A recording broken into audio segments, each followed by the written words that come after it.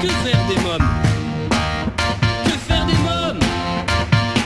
Que faire des mômes? Que faire des mômes? Que faire des mômes? Que faire des mômes? Que faire des mômes? Que faire des mômes? Eric Couder. Bonjour à tous, bienvenue chers parents, grands-parents, tantes et oncles, parrains et marraines, professionnels de la petite enfance, c'est Eric Couder. Je suis très heureux de vous retrouver pour un nouveau numéro de Que faire des mômes, votre magazine 100% famille. Les amis, aujourd'hui et comme chaque semaine avec mes invités, nous allons parler d'éducation, vous donner des conseils, des astuces et des idées pour divertir et occuper vos enfants. Dans quelques instants, je recevrai Michel Fize, sociologue, spécialiste de l'adolescence, de la jeunesse et de la famille pour son livre Événements, l'école à la ramasse, l'éducation nationale en faillite, aux éditions de l'Archipel. Côté cinéma, nous découvrirons la bande-annonce du film La fameuse invasion des ours en Sicile. Mais d'abord, je reçois Nadja Fitcher, maman, spécialiste et formatrice en pédagogie ludique, dont le but est d'offrir aux parents des clés qui permettent à l'enfant, dès son plus jeune âge, d'acquérir les ressources nécessaires pour gagner en confiance, en compétences et en autonomie. Des clés qui guident dans le développement du bien-être familial au quotidien. Bonjour Nadja Fitcher. Bonjour Eric Couder, merci de nous accueillir. C'est avec grand plaisir en tout cas. Vous êtes spécialiste et formatrice en pédagogie ludique et travaillez pour la ville de Martigues. Et si je vous reçois aujourd'hui, c'est pour parler de relooking familial, mais pas que. En quoi consistent donc vos activités ? Alors, il y a plusieurs activités. On est deux à travailler avec Céline Michel Caris, qui est également maman de 3 enfants. Oui. Et on a plusieurs types d'activités. Ce qui chapeaute le tout, c'est le concept de laboratoire des super-pouvoirs. Et à l'intérieur de ce laboratoire des super-pouvoirs, on a une classe de parents, un relooking familial et un relooking scolaire. Alors, on va parler maintenant de votre concept. En quoi consiste-t-il ? La classe de parents, par exemple, c'est rendre du pouvoir de confiance et de décision aux parents dans leurs choix face à des situations qu'ils vivent ou qui se présentent. Le concept, c'est d'aider en fait les familles dans différents domaines, non pas qu'on soit toujours exemplaire, mais simplement parce qu'on a de l'expérience qu'on veut partager d'une part, et puis on veut aussi partager le fait qu'il n'y a pas de parents parfaits et que les parents sont les meilleures personnes pour connaître leurs enfants et qu'il faut qu'ils se fassent confiance. Alors vous me parliez de la classe de parents, donc c'est un atelier interactif qui associe des techniques de développement personnel, des outils de pédagogie ludique et se déroule en plusieurs temps. Alors expliquez-moi, comment ça se passe exactement ? On accueille les gens pour parler autour d'une thématique, c'est pour ça qu'il y a plusieurs ateliers différents. Et pour échanger, c'est interactif et surtout pour fournir des outils. Alors on va parler maintenant du relooking familial, parce que moi ça m'intrigue. Quelles sont les 4 étapes principales que comporte cette formule ? Donc les 4 étapes, c'est d'abord définir la morphologie de la famille. Oui. C'est quelque chose qui nous paraît essentiel et central. Et ensuite, on va dans les familles donner des solutions. On creuse les propositions, on choisit, on fait des choix et ensuite on clôture. Donc, on clarifie dans un premier temps, puisqu'on fait l'étude de la morphologie familiale. On creuse avec des propositions et on choisit les solutions des familles, puisqu'en fait, le relooking est un prétexte pour se poser les bonnes questions sur où on en est de sa vie de famille et surtout ce qu'on veut en faire. Alors maintenant, on va parler de relooking scolaire. Le relooking scolaire, c'est le même principe au départ. D'abord, on étudie où on en est au niveau scolaire et on a différents types de relooking scolaire. On a un relooking scolaire méthodologique, un relooking scolaire sur les fondamentaux plutôt en logique, mathématiques on va dire, et un relooking scolaire sur les fondamentaux de langage écrit et oral. Donc ça fait 3 types et les familles choisissent le type de relooking. Oui. Et à l'intérieur de ce relooking, par exemple pour le relooking méthodologique, parce qu'il commence souvent par ça, on apprend à travailler, à découvrir le cerveau, comment ça fonctionne, comment on peut le pirater pour le faire fonctionner encore mieux et pour qu'avec une écologie de moyens, on puisse avoir les meilleurs résultats possibles. On peut pirater le cerveau ? Ah oui, on peut Ouais. pirater le cerveau en buvant beaucoup d'eau. Ah oui, c'est vrai. On a des transmetteurs qui sont beaucoup plus efficaces en mangeant sainement, en se reposant, en ayant une belle hygiène de vie. Et puis après, sans se fatiguer, en répétant beaucoup les choses, en variant les plaisirs, on peut pirater le cerveau. Sans qu'ils s'en rendent compte, on apprend beaucoup de choses. Alors que préconisez-vous si un enfant, par exemple, a des difficultés à écrire? Oui, alors on a pas mal d'outils, on a pas mal de clés, d'outils.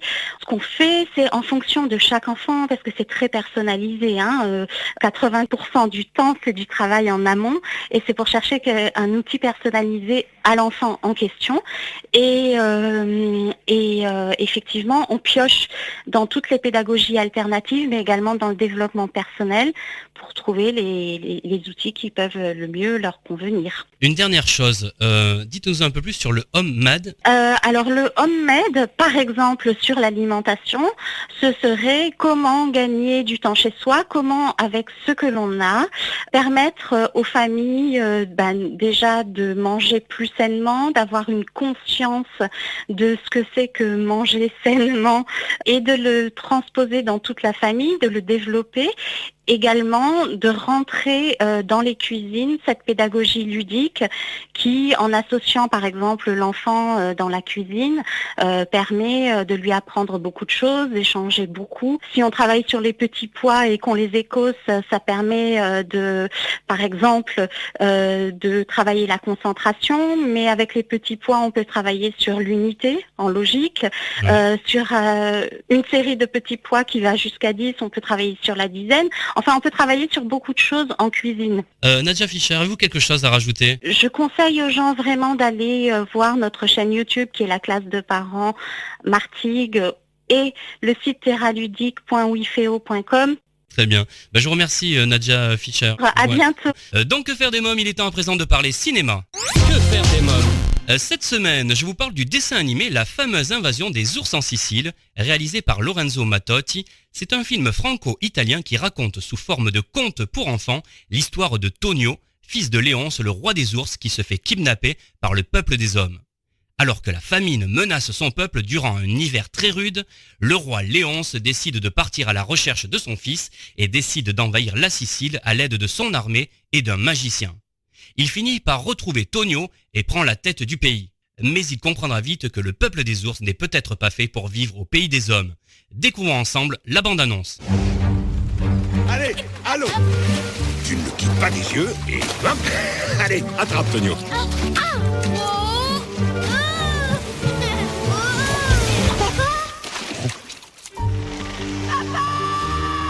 Tonio! Léonce, qui te dit que Tonio n'est pas chez les hommes? Tonio? Mais qu'est-ce qu'on attend? Avec moi, le clan! Sire! Des bêtes sauvages vont descendre des montagnes pour envahir la Sicile! Une invasion d'ours. Massacrez-les! Qui es-tu? Professeur des Ambrosis, magicien et ami des ours.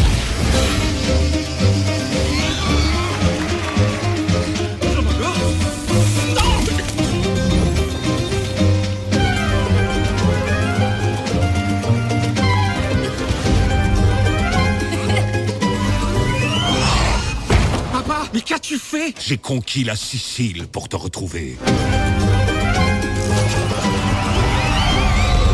Et regarde-toi, tu voudrais être un homme, tu n'es même pas un ours, incapable de pêcher un saumon. La fameuse invasion des ours en Sicile, ce film est une petite pépite d'animation. Les dessins sont magnifiques et les personnages attachants. Une histoire à voir en famille à partir de 6 ans. À présent, donc, que faire des mômes? Il est à la fois sociologue, spécialiste de l'adolescence, de la jeunesse et de la famille. Il est l'auteur de plus d'une trentaine d'ouvrages dont J'aide mon adolescent à grandir, Le bac inutile, L'adolescence pour les nuls ou encore L'adolescent est une personne normale.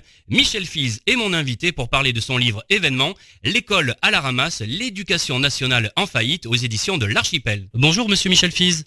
Bonjour. Alors vous êtes sociologue, spécialiste de l'adolescence, de la jeunesse et de la famille. Vous avez œuvré au CNRS et vous êtes auteur de plus d'une trentaine d'ouvrages. Vous publiez L'école à la ramasse, l'éducation nationale en faillite aux éditions de l'Archipel. Ma première question est la suivante. Est-ce que l'école française est réellement en faillite ? Je crois que tous les indicateurs sont au rouge et depuis fort longtemps. Pour faire ce constat, d'ailleurs, je m'appuie sur les statistiques, les études, les enquêtes, à la fois de l'éducation nationale, d'un certain nombre de chercheurs. Je m'appuie également sur les données internationales, notamment les fameuses enquêtes PISA de l'OCDE. Donc le constat que je dresse dans mon livre ne fait que traduire la réalité. J'ai rassemblé ces données présentées d'une manière un peu désordonnée et j'arrive à ce constat assez tragique pour l'école actuelle. Comment expliquez-vous que l'école française se soit ainsi effondrée ? Je crois que l'école française n'a pas su prendre le tournant de la massification des années 60. Quand on a ouvert les portes à l'ensemble d'une génération, progressivement, il aurait fallu changer l'organisation et le fonctionnement de cette école. Or, en réalité, on a conservé dans les années 60 l'école Jules Ferry, si bien que on a vu au fil des ans continuer à se creuser les inégalités entre les élèves issus des milieux favorisés et puis les autres élèves, au point d'arriver à ce constat terrible aujourd'hui, souligné notamment par l'enquête PISA de 2015, à savoir que nous sommes quasiment les champions du monde des inégalités scolaires. Oui. Donc l'école française n'a jamais été aussi élitiste qu'aujourd'hui. C'est même pire qu'il y a encore 30 ou 40 ans, puisque on avait un pourcentage d'ouvriers faible, mais néanmoins significatif, qui a baissé. Donc même à l'université, les enfants des milieux modestes n'ont plus véritablement accès. Voilà, donc je pense qu'on n'a pas pris garde que l'école avait pour vocation d'inclure le plus grand nombre. Et non pas d'exclure la plupart des élèves, ce que malheureusement elle fait aujourd'hui. Alors selon vous, en 2019, que manque-t-il à l'école française ?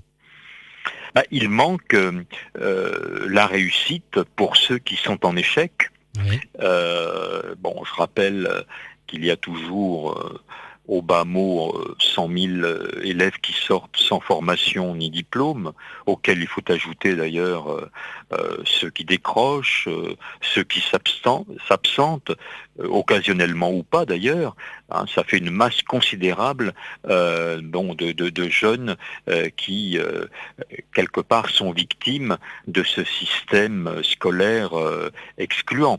Donc on peut se réjouir, par exemple, que dans la réforme Blanquer, on pousse cette idée d'une formation obligatoire jusqu'à 18 ans pour ceux qui sont décrochés du système. Oui. Est-ce qu'il manque également des moyens humains comme des CPE surveillants, des infirmières ? Il manque tout ça, et des médecins scolaires également, et des profs. Bien sûr. Oui. Alors c'est vrai qu'on pense spontanément aux surveillants, aux infirmières, aux médecins scolaires, mais il manque aussi beaucoup d'agents administratifs. Oui. Ceux qui font tourner la boutique, qui peut être la cantine, les services administratifs dans les bureaux.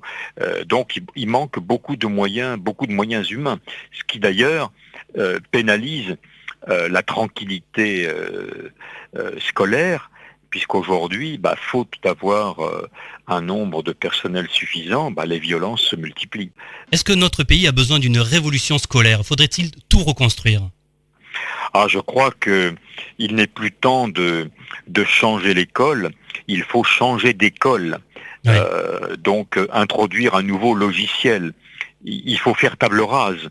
Alors, c'est vrai que on peut évidemment se dire, mais on va pas bouger une institution d'1 million de personnes, 12 millions d'élèves en un claquement de doigts. Mais rien n'empêche de commencer à réfléchir à une autre école qui serait une école de l'intégration et non pas de l'exclusion, où on affirmerait le droit à la réussite pour tous, oui, et non pas pour quelques-uns, ce qui est encore une fois, la réalité d'aujourd'hui.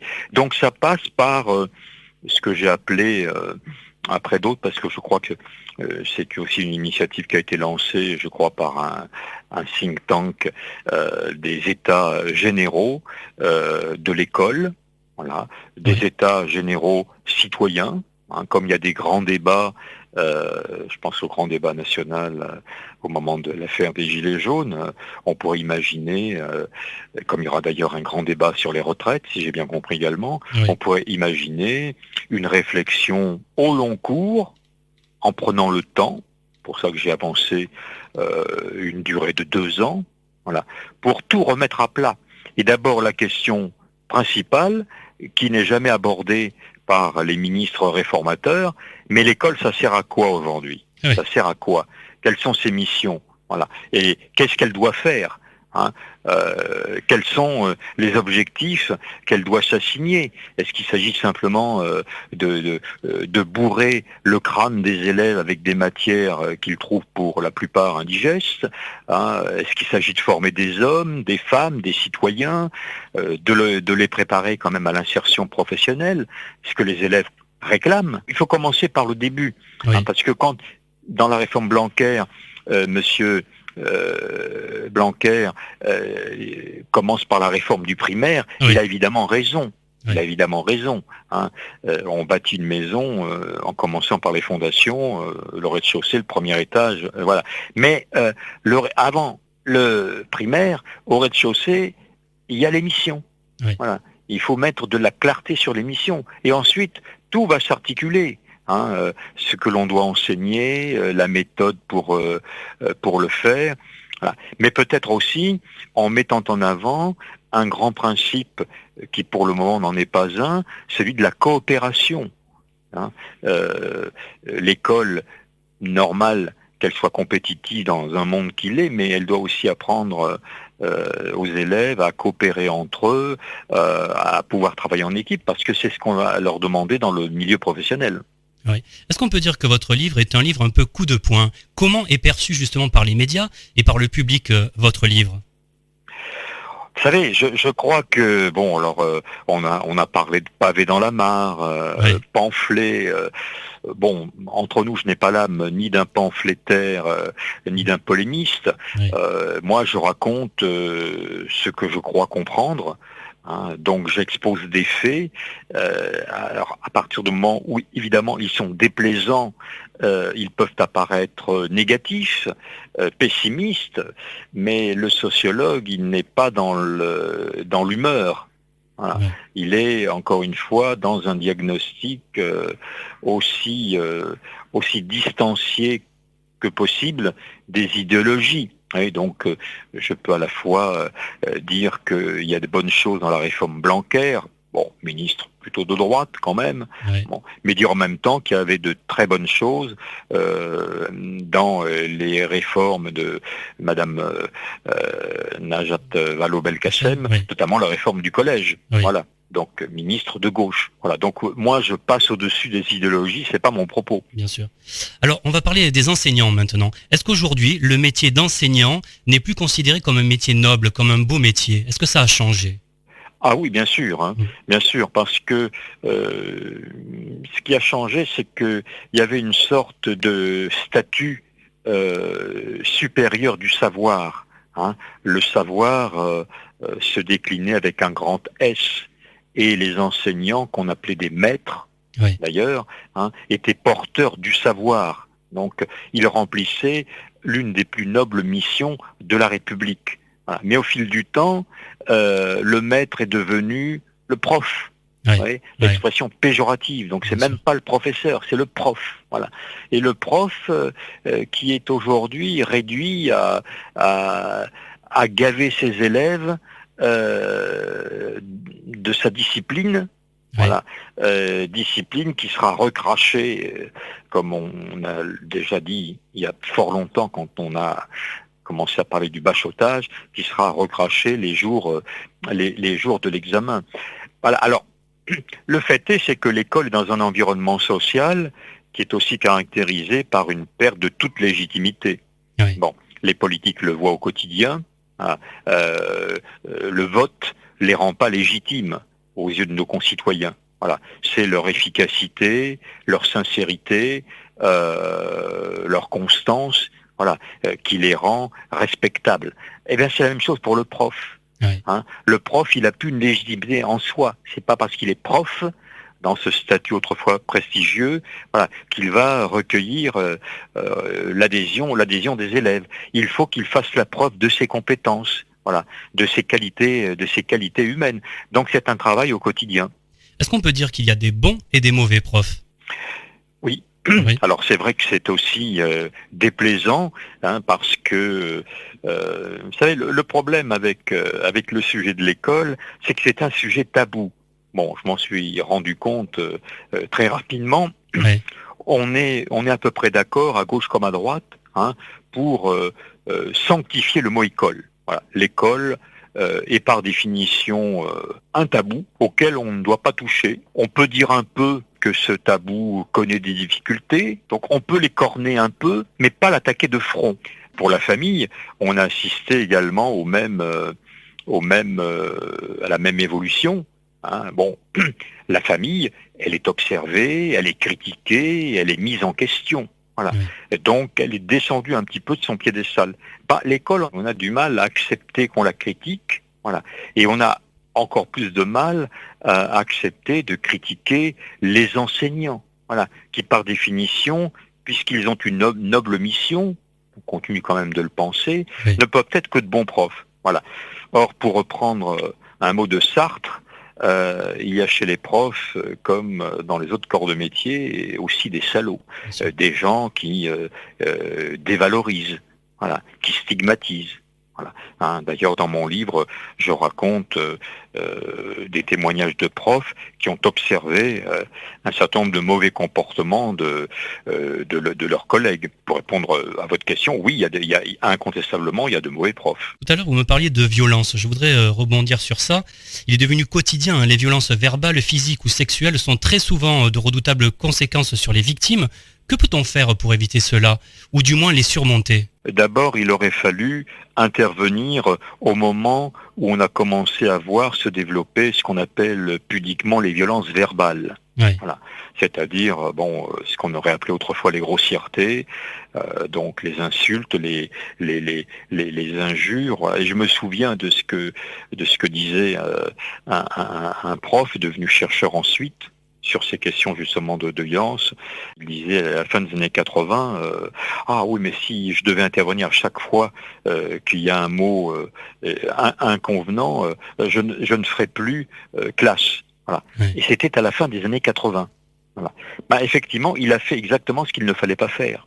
Il aurait fallu justement tuer le mal dans l'œuf. On ne peut pas réagir par la sanction, la punition, la répression.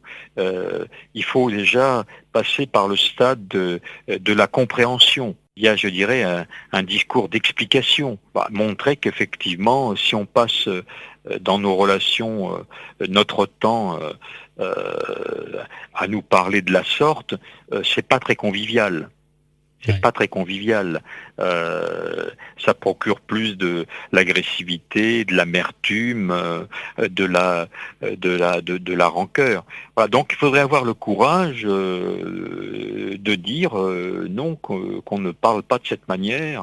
Vous savez, ça vaut également pour les enfants vis-à-vis de leurs parents. Les parents sont confrontés aussi à une façon de parler de leurs enfants, voilà, qui est tout sauf flatteur. Donc je pense qu'il faut pas accepter ces dérives de langage. Michel Fize, à quoi ressemblait l'école de votre enfance ? Quels souvenirs vous en gardez ? Alors, je crois qu'il ne faut pas mythifier l'école d'avant, Oui.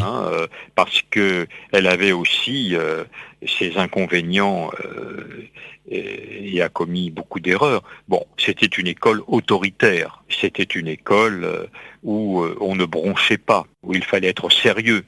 Je racontais encore hier que, s'agissant du français par exemple, on avait le respect de l'orthographe, Oui. qu'on apprenait d'ailleurs avec beaucoup de constance. Je disais aussi hier encore que une erreur entre l'accent aigu Et l'accent grave, par exemple, suffisait à vous faire perdre 1/4 de point dans votre dictée. Oui.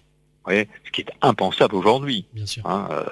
où effectivement les accents sont bien la dernière roue du carrosse. Voilà, donc c'était une école qui correspondait aussi à une société très organisée, et, voilà, avec des valeurs très traditionnelles.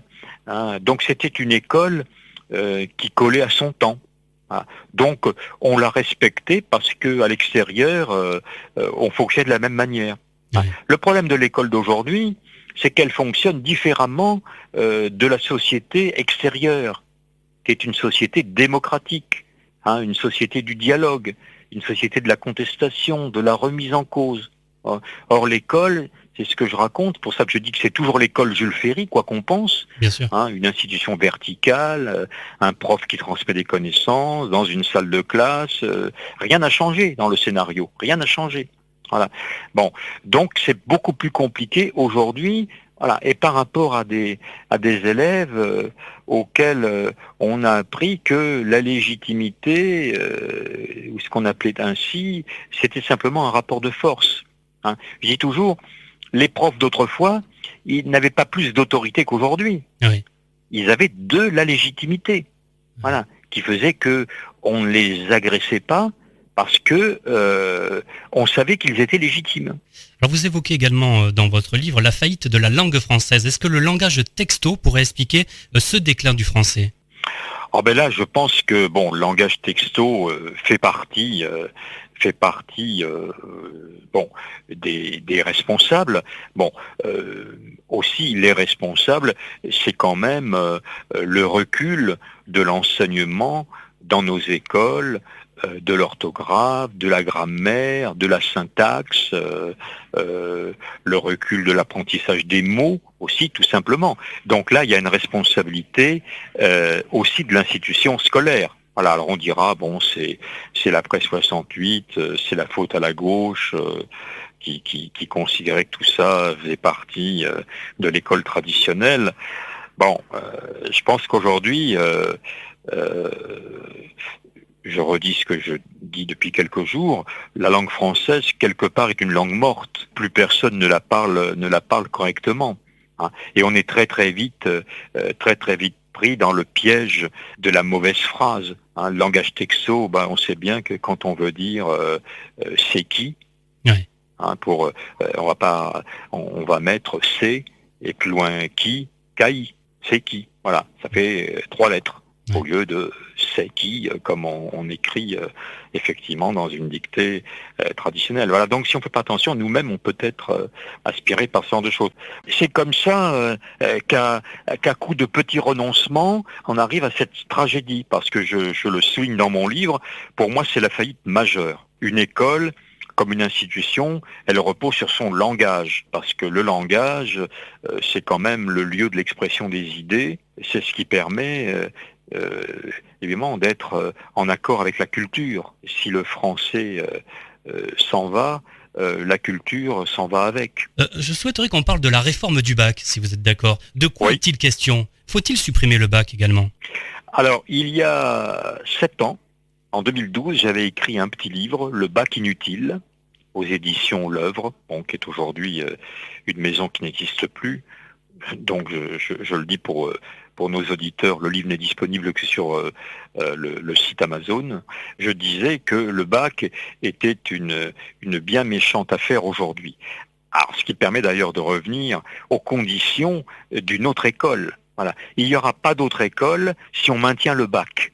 Oui. Parce que c'est le bac qui justifie le scénario actuel. C'est-à-dire, puisqu'il y a le bac, il y a des disciplines, puisqu'il y a des disciplines, il y a des notes, et donc on est enfermé dans cette impossibilité d'aller vers autre chose, la formation de l'esprit critique, la libre discussion autour d'un certain nombre de sujets qui ne seront pas soumises à examen. Alors, on voit bien que tous les ministres ont quand même un problème avec le bac. qui est quand même, je rappelle, une lourde machine. Hein. Oui. C'est une véritable armée scolaire, hein. Des centaines de milliers de correcteurs, des millions de copies à corriger. Bon, ça nous coûte au bas mot 100 à 200 millions d'euros par an, qui à mon avis serait utilisable ailleurs beaucoup plus justement. J'allais dire que on attaque un peu le mastodonte avec le contrôle continu. Mais je rappelle dans mon livre que quand M. Fillon avait proposé d'introduire 10% de contrôle continu au bac, Oui. hein, il y avait eu une levée de bouclier, notamment chez les élèves, Oui. hein, qui pour le coup sont les plus grands défenseurs de l'examen. Hein, bon, ce qui en fait, pour moi, une catégorie curieuse quand même par rapport aux réformes. Voilà. Là, Monsieur Blanquer propose 40%. Voilà. Mais ça déclenche évidemment le même tollé, sauf que là, la réforme est passée, ce qui n'était pas le cas il y a 15 ans. Alors, je l'ai dit déjà à plusieurs reprises, moi, c'est une partie de la réforme de M. Blanquer qui me va assez. Je l'ai d'ailleurs même écrit dans une lettre ouverte, publiée sur Atlantico. Je dis, bon, 40% c'est bien, 100% ça aurait été mieux. Pourquoi est-ce qu'on ne le fait pas? Par manque de courage politique. Je pense qu'il n'y a que les imbéciles qui pensent que le bac a un avenir. Hein, le bac n'a pas d'avenir. C'est une fabrique de diplômés chômeurs, le bac. Je crois que l'idée avancée par M. Blanquer, je l'ai écouté l'autre jour sur une chaîne de télévision, l'idée avancée du travail continu, c'est bien. Bon, sauf que j'ai été effaré quand j'ai vu comment il organisait ce contrôle continu. Oui. 3 mini-sessions, hein, sur des sujets qui correspondent à des disciplines qui sont des disciplines du bac. Voilà. Donc, en clair, c'est quoi? C'est des mini-bacs. Oui. Voilà. Hein. Alors, c'est des petits bacs blancs, mais qui vont compter pour de bon. Hein. Voilà. C'est pas ça le contrôle continu. Hein. Contrôle continu, c'est un peu comme si on avait éclaté le bac, hein, en plusieurs parties. Voilà. Donc les trois sessions qui ressemblent un peu à des partiels d'ailleurs, comme on dit à l'université, voilà, et sanctionnées par les épreuves finales en juin. Non, le contrôle continu, c'est pas ça. C'est pas ça. Le but, c'est pas de mettre les élèves en examen permanent. Hein. Le contrôle continu, c'est de prendre en compte l'élève dans toutes ses dimensions. Hein, les efforts qu'il peut produire, l'organisation dont il peut être à l'initiative, hein, ses capacités d'adaptation, voilà, les compétences qu'il peut manifester dans telle ou telle situation. Hein. Là, on reste accroché à l'idée de connaissance. Voilà. Mais le contrôle continu, de mon point de vue, c'est fait pour évaluer l'élève dans sa globalité, et pas simplement d'évaluer ses connaissances. Ah, bon, c'est pour ça que vous voyez qu'on peut partir d'une bonne idée, le contrôle continu, voilà, et de la pervertir dans ses modalités d'application. Michel Fize, pour conclure, que peut-on faire dans l'immédiat pour notre école? Bah d'abord, réfléchir. Ouais. Hein. Donc, mon livre, c'est un livre pour faire réfléchir. Hein. Comme me disait une ancienne collègue récemment, finalement, tu dis tout haut ce que tout le monde pense tout bas. Ça, j'en suis à peu près convaincu. Donc, je pense que ce livre a pour vocation à ouvrir une réflexion sur l'école, parce que je pense qu'il n'y a plus de pensée sur l'école. Hein. Même le camp politique, qui était le plus penseur sur ce sujet, je parle de la gauche, hein, évidemment, accepte la situation telle qu'elle est, voilà, et se borne à contester les aménagements qui peuvent être proposés par tel ou tel ministre. Non, je pense qu'il faut repenser l'école, et ça me paraît urgent. Très bien. Je vous remercie, Michel Fize. Merci beaucoup. Merci à vous. Michel Fize, l'école à la ramasse, l'éducation nationale en faillite aux éditions de l'Archipel, à vous procurer sans plus attendre. Et bien voilà, Que faire des mômes, votre magazine 100% famille pour aujourd'hui, c'est terminé. Un grand merci à tous mes invités. Comme chaque semaine, j'embrasse très fort ma petite nièce Erika qui m'a inspiré cette émission. Les amis, pour écouter nos anciennes émissions, lire nos articles, laisser un avis dans notre livre d'or ou nous contacter, rendez-vous dès maintenant sur le site officiel de l'émission quefairedesmômes.fr. Merci pour votre fidélité. Bye bye.